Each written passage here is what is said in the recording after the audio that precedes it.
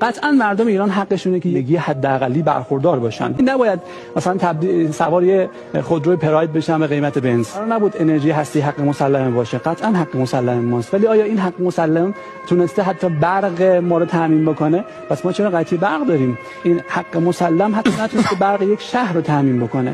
پس چرا ما داریم بابتش هزینه میدیم؟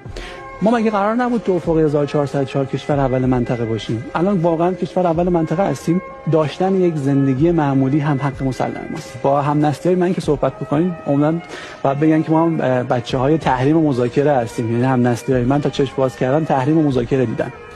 یعنی عملاً عمر جوانی ما در این دوران 20 اندی ساله سوخت عملاً و مردم اثرات تحریم و مذاکره رو در سفره‌های خودشون به وضوح لمس کردن.